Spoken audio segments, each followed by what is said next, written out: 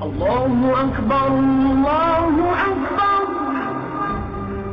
لقد موت لو من نجا مدرجا يما يمرمر ይላል ማን ነው የሚለው ስናነሳ መጠሪያው ቢላል አልሐበሺ ይባላል። ለምን ይሄ ሐበሺ የሚለውን ስያሜ መረጠ?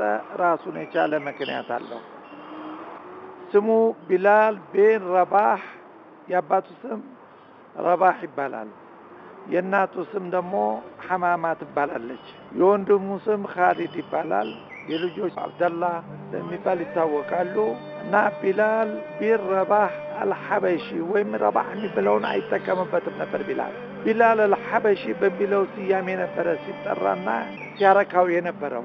ለምን ይሄ አልሐበሺ የሚለውን ስያሜ መረጠ ስንል ነቢዩ መሐመድ ሰለላሁ ዐለይሂ ወሰለም ሐበሻን ሲያከብሩ ሲወዱ ስላየ ከዚህ መልኩ የአባቱን ስም ትቶ የሐበሻ የሚለውን ስያሜ ለመያዝ ፈለገ። ምክንያቱም ከክብር ጋር የተያያዘ ነው ሐበሻ የሚለው ቋንቋ እና ያ ነብዩ ትልቁ ነብይ የሚያከብሩት ሐበሻ የሚለውን አጠራር ለሱ መጠሪያው አደረገ። ምክንያቱም መሰረቱ ከሐበሻ ነው። በየትኛውም ዓለም ስትሄድ ቢላል አልሐበሺ በሚባለው ነው የሚታወቀው። ቢላል በዚህ ዓለም ላይ 2 ቢሊዮን ሙስሊሞች አሉ ብንል 2 ቢሊዮን ሙስሊም በሙሉ ነብዩ መሐመድን ሰለላሁ ዐለይሂ ወሰለም ስያሜና መልእክተኛ መሆናቸውን እንደሚያውቁት ቢላልንም በዛው ልክ ነው የሚያውቁት። የትም ቦታ ብትሄድ፣ ቻይና ብትሄድ፣ አሜሪካ ብትሄድ፣ እንግሊዝ ብትሄድ የ5 ዓመት ህፃን ሙስሊም እስከሆነ ድረስ ነን ሙስሊም የሚሆነው ጭምር ስለ ቢላል ብትጠይቅ የነብዩ መሐመድ ሙአዚን ወይም አዛን አድራጊ ነበር ወይም ማስታወቂያ ነበር የሚለውን መልስ ነው የሚሰጡት። ስለዚህ በዓለም አቀፍ ደረጃ ትልቅ ክብርን ያተጎናጸፈ ስያሜን ያበረከተ ቢላል ነው ማለት እንችላለን። الله أكبر الله أكبر ቢላል የት ነው የተወለደው የሚለው ጥያቄ ሊመጣ ይችላል። እንደሚታወቀው አብርሃም አልሐበሺ የሚባለው የመንኛ ከ72 ዓመት በላይ ገዝተናል።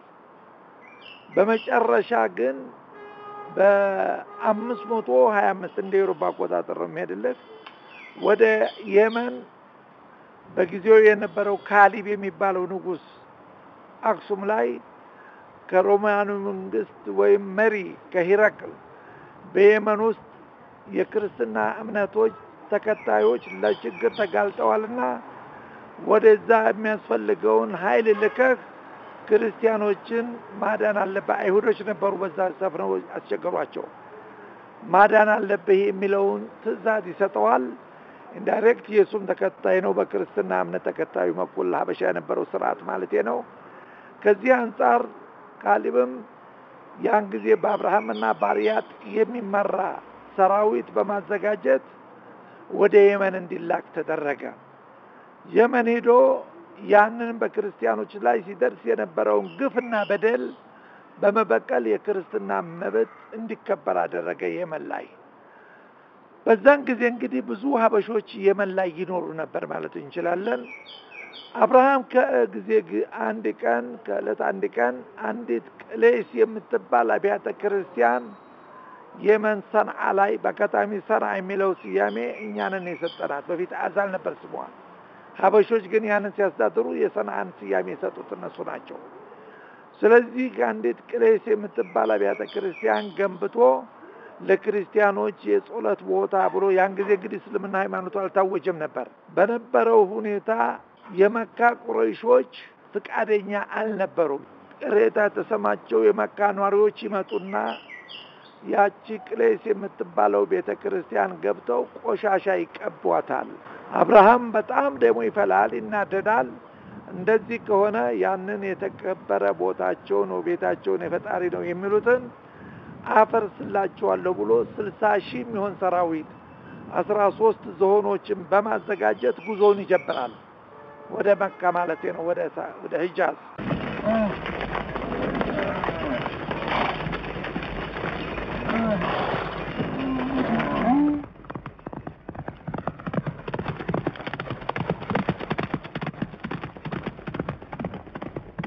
ወደዛ ሲጓዝ እንግዲህ መሰረታቸው ሀበሻ የሆኑ የመን ውስጥ የነበሩ ሀበሾችም የተወለዱትም ያሉትንም በሙሉ ሰባስቦ ነበር የሄደው። ከሄዱት ውስጥ ማን እናገኛለን? የቢላል አባት ረባህና እናቱ ሐማማን እናገኛለን። ጉዞውን ይጀምራል አብርሃም መካ አካባቢ 25 ኪሎ ሜትር ሲቀረው ከቀይ ባህር የመጡ ወፎች መርዝ የተቀባ ድንጋይ በመወርወር ከፊሉ ለሞት ይጋለጣል፣ ከፊሉ ሊቆስል ይችላል፣ ከፊሉ ተማረከ። ከተማረኩት ውስጥ ማን ነበረ? የቢላል አባትና እናት ሐማማና ረባህ ነበሩ ማለት እንችላለን። አሁን የመካ ኗሪዎች እነኛን የተማረኩትን በሙሉ ተከፋፈሏቸው በየቤታቸው በአገልጋይነት ማለት ነው። አገልጋይነት ከተማረኩት ውስጥ የቢላል አባትና እናት ሐማማ እናቱና ረባህ አባቱ መካ በአጋጣሚ በ25 ጎሳዎች የተካነች ነበረች። ከነሱ ጎሳዎች ውስጥ ደግሞ እነኝህና ኡመያ ነበሩ። እዛ ውስጥ ቆታቸው የቢላል አባትና እናት እዛ ይደርሳቸዋል። ልክ የኡሙ አይመንም ቆታ ለነብዩ ሰለላሁ ዐለይሂ ወሰለም አባት ቤት እንደደረሳት እነሱም ደግሞ እዛ ይደርሳቸዋል። አሁን ብዙ ስተት የተሰራው ቢላል ሱራ የምትባለው ቦታ ነው የተወለደው በየመንና በሐበሻ መካከል የሚላለ ያስተት ነው። ቢላል የተወለደው መካ ውስጥ ነው። ቢላል መቼ ነው የተወለደው? መካ ውስጥ አብደላህ እና ኡመያ ቤት እንደ ኢሮፓ አቆጣጠር ከነብዩ በኋላ በአጋጣሚ ያ የሆነ አመት የሚባለው ነብዩ የተወለዱበት አመት ነው። በ570 ማለት ነው እንደ ኢሮፓ አቆጣጠር። ቢላል ደግሞ በ580 ተወለደ ማለት ከነብዩ መሐመድ በኋላ ሰለላሁ ዐለይሂ ወሰለም 10 አመት ያንሳል ማለት ነው ከነብዩ። ለማንም ቢላል መካ ነው የተወለደው። እዛው እና አብደላህ ብን ጀድዓን እና ኡመያ ቤት ነው የተወለደው።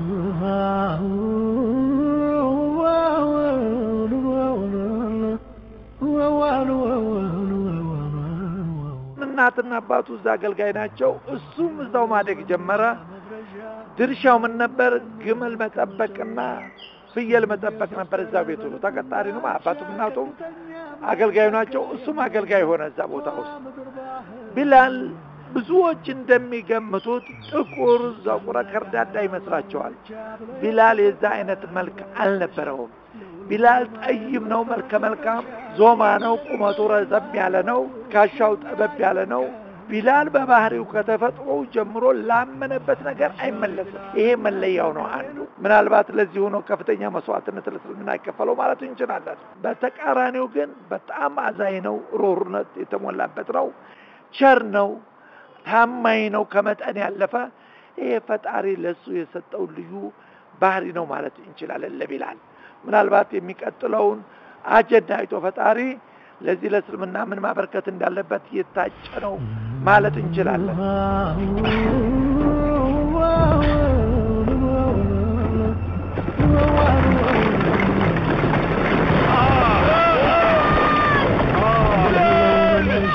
እዚህ አይነት ቀጠለ ቢላል። አሁን እዛ ቤት ውስጥ እንግዲህ እና አቡ ጀህል እና ኡመያ የሚባሉት ነብዩ መሐመድን ሰለላሁ ዐለይሂ ወሰለም በሁለት ተቃራኒ መልክ ነው የያዙት። አንደኛ ነብዩ መሐመድ የመጨረሻው ነብይ ናቸው። እሳቸው የዓለም አቀፋዊ መልእክት ነው የተሰጣቸው። ለጥቁርም ለነጩም ነው የታዘዙት፣ ለአረቡም ለአረቡም ለሆነ ነው። ስለዚህ ለዚህ የታጩ ስለሆነ ባህሪያቸውን ከርግዝና ጀምሮ እስከ መጨረሻ ድረስ ፈጣሪ አሟልቶ ሰጥቷቸዋል። ለዚህ ብሎ ከ570 ተወልደው እስከ 610 40 አመት እስከሚሞላቸው ድረስ መጠሪያቸው ምን ነበር? ታማኙ መሐመድ፣ ፍትሃዊ መሐመድ፣ ሐቀኛው መሐመድ፣ እውነተኛው መሐመድ በሚባል ነበር የሚጠሩት። በዚህ አይነት ያንዳንዱ የመካ ነዋሪ አደራ የሚያስቀምጡት እሳቸው ጋር ነበር። ታማኝ ናቸውና ያ ባህሪያቸው እንግዲህ በቁረይሾች ጎሳዎች መሪዎች በኩል ትልቅ ከበሬታ ነበረው። ታላቅ አሃድ አላህ ብቻ ብሎ የተገባ አንድ ባሪያ በሻ ለውል ሆኖ ማየት በስተመጨረሻ እንዴት እንደነበር የቢላል ሕይወቱ ምንኛ ይደንቃል። Mecca in 610 AD.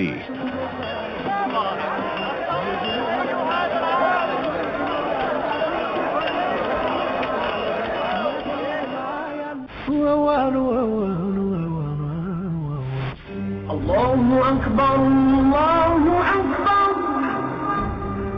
لقدموت للو من نشاء مدرجة يما يمرمر اسكم جرجة الله أكبر الله أكبر ቢላል የሚኖርበት ቤት እዛ ቤት ውስጥ ምን ይሰማ ነበር እና አቡ ጃህል እና ኡመያ መሐመድ እኮ ትክክለኛ ነው ምክንያቱም ነብዩ መሐመድ 610 ላይ 40 አመት ሞልቷቸው ጥሪያቸው እንዳስተላልፉ ታዘዙ ያ ምስጥራዊ ጥሪ 3 አመት ነበር ያሳለፈው በዛ ምስጥራዊ ጥሪ ነብዩ መሐመድ ሰለላሁ ዐለይሂ ወሰለም ጋራ ሒራ የሚባል ጋራ ዋሻ ከመካወጣ ብሎ እዛ ሄደው ከጓደኛቸው ከአቡበክር ጋራ ጸሎታቸውን ያካሂዱ ነበር ጥሩ ነገር እንዲመራቸው ፈጣሪያቸው አሁን እዛ ቤት ውስጥ ሆኖ የሆነ ኢንፎርሜሽን ማታ ሲሰባሰቡ ይሰማል በሰማው ደረጃ ምንድነው መሐመድ እኮ ትክክለኛ ነው ግን የፈጣሪን አንድነት ያዙ የሚለው ነገር አያስማማንም አንዱ ትልቁ ስተቱ የመሐመድ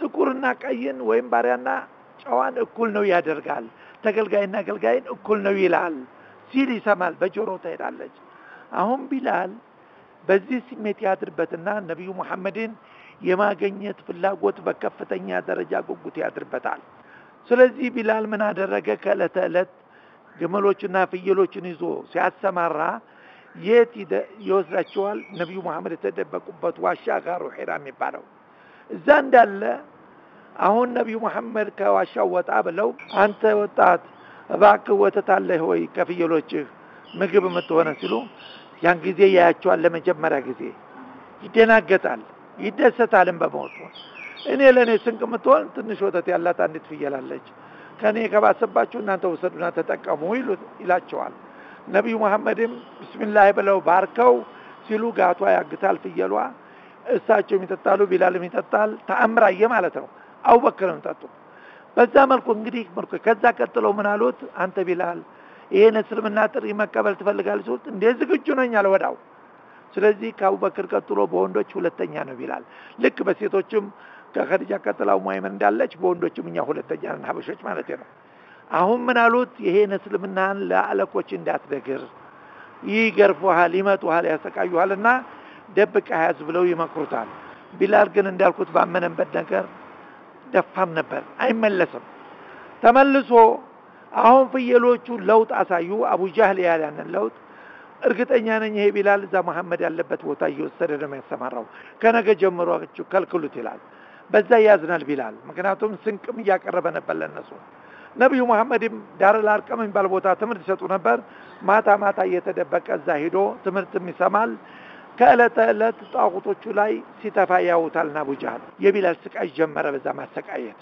መግረፉ ተጀመረ ያሙኑ ሐሳቡ አይቀየርም እምነቱን አልቀየረም እንደውም ይበልጥ አንድ ነው የሚለው ነበር መልሱ أشهد أن لا إله إلا الله وأشهد أن محمدا عبده ورسوله Ne diyor bu? Kırbaçlayalım şu köpeği. Ne oluyor ya Ümeyye? Allahu Ekber. Aman olmuş köpek. Allahu Ekber. Allahu Ekber. Allah. أحد أحد أحد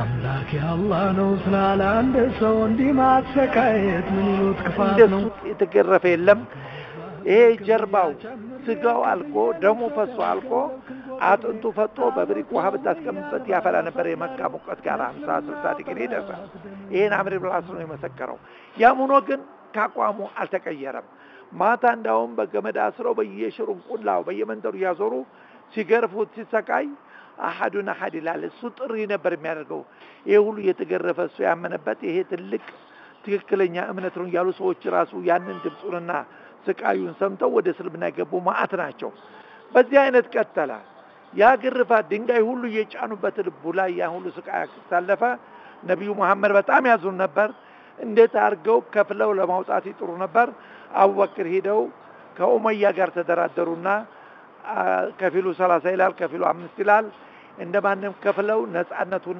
አወጡለት ከዛ በኋላ ተጠቃሎ ነብዩም ሰለላሁ ዐለይሂ ወሰለም በሱ ነፃ መሆን በጣም ተደሱና አቡበክርም ቢላልም በኩል በነብዩ ጋር እንትን መጣቸው አብረው ነበር ማለት ነው። ቢላል እንግዲህ እስልምና ከመታወጁ በፊት በኦፊሻል ወደ 10 ዓመት መካ ቆይቷል ከነብዩ ጋር። አሁን አባቱም እናቱም አለቃውም ተከታዩም ቢላል ነብዩ ሆኖ ማለት እንችላለን። ከነብዩ ጋር አይጥርም ነበር። ሌትም ቀን ከሳቸው ጎን ነው የሚቀመጠው። እጅግ በጣም ከልጆቻቸው የበለጠ ቅርበት ያለው ቢላል ነበር ማለት እንችላለን ለነብዩ። በዚህ አይነት 10 ዓመት ቀጠሉ።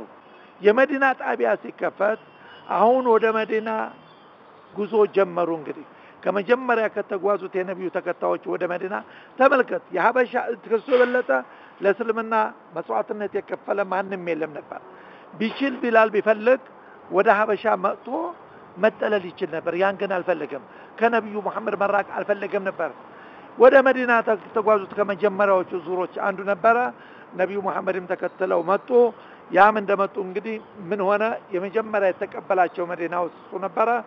አሁን እዛ በሄዱ በሁለተኛ መጀመሪያ ዙር መስጊድ መስራት ነበር ስራ ያደረጉት ነብዩ ሰለላሁ ዐለይሂ ወሰለም። በዛ መስጊድ ስራ ላይ እሱ ነበር የተሳተፈው። ይሄ መቼ ነው? በእንደ አውሮፓ አቆጣጠር በ622 ነበረ ዓመተ ምህረቱ። በዛ በ622 ነብዩ መሐመድ ሰለላሁ ዐለይሂ ወሰለም መስጊዳቸውን ከጨረሱ በኋላ ልዩ መጠሪያ ይሄ አዛን ጥሪ ማለት ሰዎችን ወደ መስጊድ መጥተው ተሰባስበው ጾለት የሚያደርጉበት ልዩ ጥሪ እንዲመደብ ተደረገ። በፈጣሪ በኩል ጥቆማ መጣላቸው። ለዚህ በባለቤትነት ማን ተመረጠ? ለዚህ ለአዛን አዛን ማለት እንግዲህ ማስታወቂያ ሚኒስቴር ነው፣ ዳዕዋ ነው። አዛን በአጋጣሚ 5ቱንም የእስልምና ማዕዘናት የያዘ ነው። ምክንያቱም የመጀመሪያው ማዕዘን አሽሃዱ አላ ኢላሃ ኢላላህ ወአነ ሙሐመድ ረሱሉላህ ሲል የመጀመሪያው ማዕዘን አገኘ ማለት ነው። ሐየ ዐለ ሰላት ሲል ወደ ሶላት ቶሎ ሁለተኛው ተገኘ። ወደ መካ ዙረን የምንሰግደው ሐጅ ተገኘ።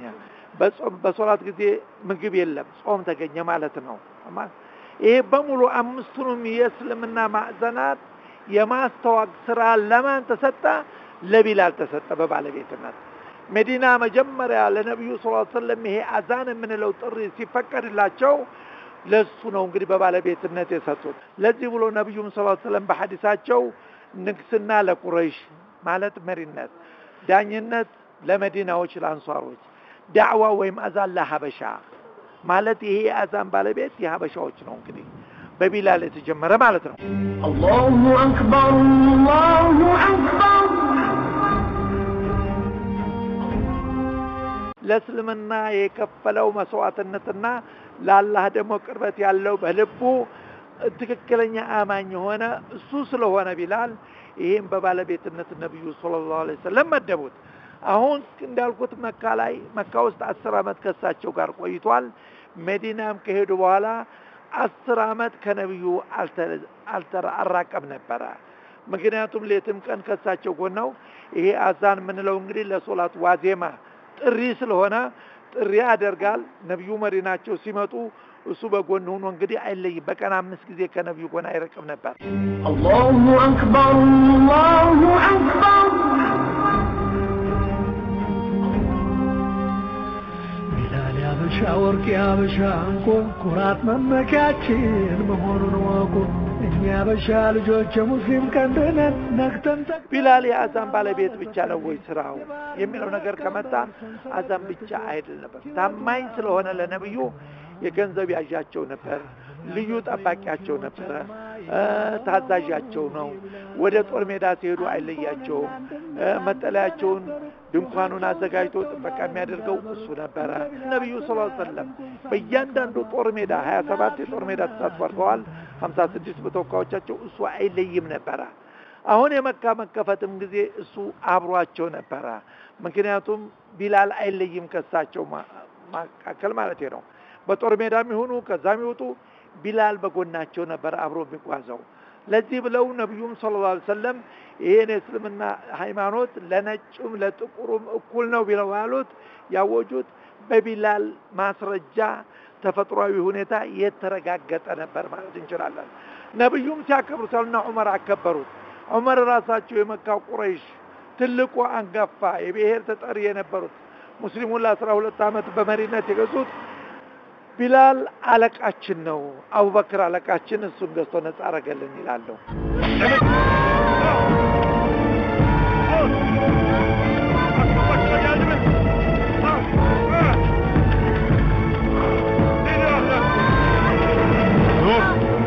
ነብዩ ሰለላሁ ዐለይሂ ወሰለም እንግዲህ በ630 መካን ሲከፍቱ 1000 የመካ ቁረይሾችን ከናንጋፎቻቸው የማረኩትን ማረኩ የገደሉትን ገደሉ የመካ ቁረይሽ መሪዎች እና ኡመያ ቢላልን ሲያሰቃዩ የነበሩት ያን ቀን በጦር ሜዳ የተሳተፉ ስለሆነ ቢላል ምድሉን አግኝቶ ያን ቀን ነው የተበቀለው ከኡመያ በዚህ አይነት የበድር ጦርነት ማለፈ የመካ ደግሞ መክፈት ጉዳይ መጣ ይሄ መቼ ነበር በ630 ነበር ኒሩባ አቆጣጠር በዛን ዕለት አሁን የቢላልን ክብር ያሳዩበት ቀን ነበር ማለት ይችላል ነብዩ ምክንያቱም ሁለት የትውልድ ኢትዮጵያውያን የሆኑ ኡሳማ ቢን ዘይድ የኡማይ መልጅ እናቴ ቀጥላ እናቴ ያሏት ከዛ የሷ ልጅና እሳቸው ጋር ግመላቸው ጋር ሆኖ ነው ካዕባን ሲዞሩ የነበረው ከዛ በኋላ ደግሞ የቢላል ክብር ሊመጣ ነው ነብዩ ካዕባን ውስጥ አካሏን ለማጽዳት ሲፈልጉ ይዘው የገቡት ቢላልንና ኡሳማ ቢን ዘይድ ነበር አቡበክር አብረዋቸው አልገቡም ዑመር አልገቡም አሊ አልገቡም ዑስማን አልገቡም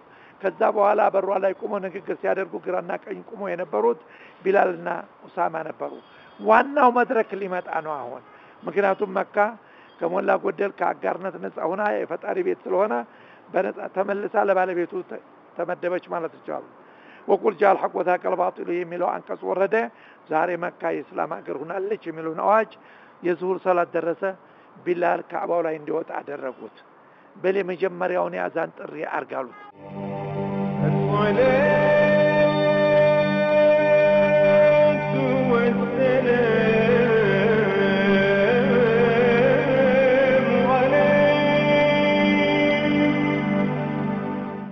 ያን ጊዜ እንግዲህ ላይ ወጡ አላሁ አክበር አሽሀዱ አነ ሙሐመድ ረሱል ወደ 3000 የሚሆኑ መካ ቁረይሾች ያልሰለሙ ፊት ለፊት ተቀምጠው ያዩ ነበር አቡ ሱፊያን በጀርባ ቆሞ ነበር አቡ ሱፊያን ምን አለ እኔ አንድ ነገር ብናገር ይቼ ቆምኩባት ጠር ሄዳ ለመሐመድ ትናገራለች አልተነፍስም አለ ወዳው ጅብሪል ከተፋለ አንድ አንቀጽ ይዞ ምን ይላል አንቀጽ ያ አዩሃ ናሱና خلقناكم من ذكر وانثى وجعلناكم شعوبا وقبائل لتعارفوا ان اكرمكم عند الله اتقاكم የሚል ማለት እናንተ የሰው ልጆች ጥቁሩም ነጩም እኩል ነው በቢላል አማካይነት ከ400 ዓመት በፊት በቁርአን የወረደ አንቀጽ አለን በእኛው አማካይነት ማለት ነው ሁላችሁም እኩል ናችሁ ለፈጣሪ ያለውን ፍርሃት ብቻ ነው አላህ ፈጣሪ ግምት የሚያስገባው የሚለው አዋጅ ወረደ ስለዚህ የዛ ምዕራፍ ከፋች ቢላል ነበር ከዛ ቀጥሎ ሂጀቱል ወዳ ምንለው ነብዩ በ633 ብቸኛ ያደረጉበት ያን ቀንም ቢላል እንግዲህ ነብዩ ሰለላሁ ዐለይሂ ወሰለም መካ ሲገቡ 10000 ተከታዮች ይዘው ነበር ሂጀቱል ወዳ ሐጅ ያደረጉበት አመት ደግሞ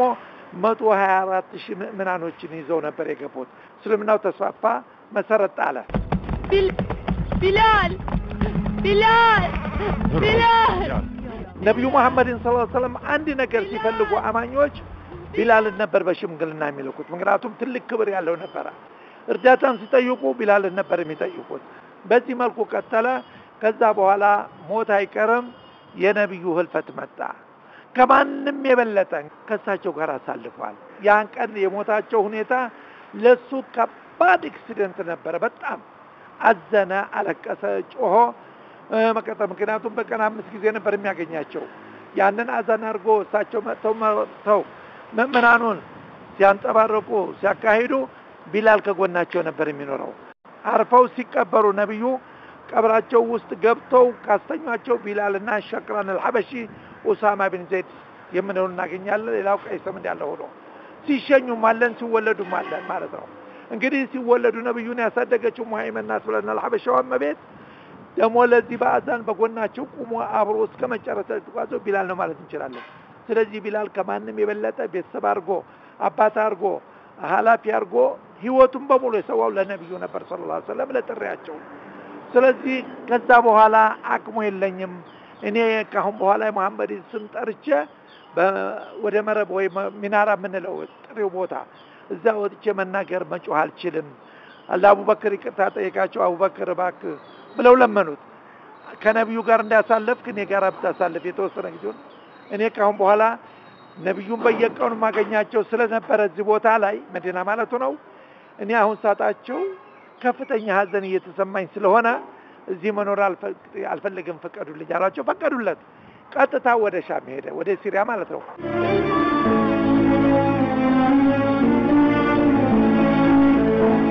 ዲያሪያ የምትባል ቦታ ከደማስቆ ወጣ ብላ እዛች አካባቢ ተቀመጠ።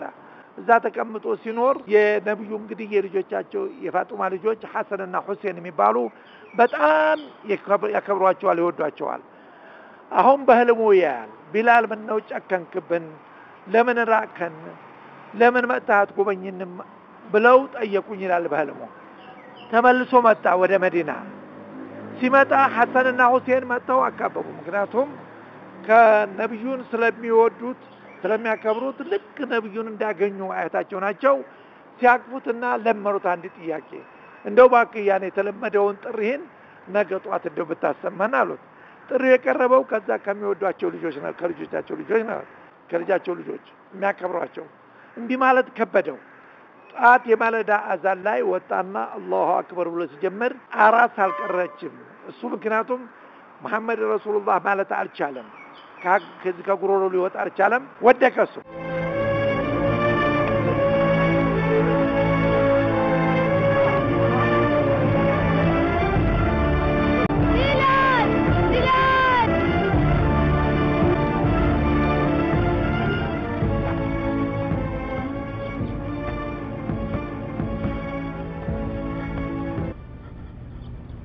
حي على الصلاة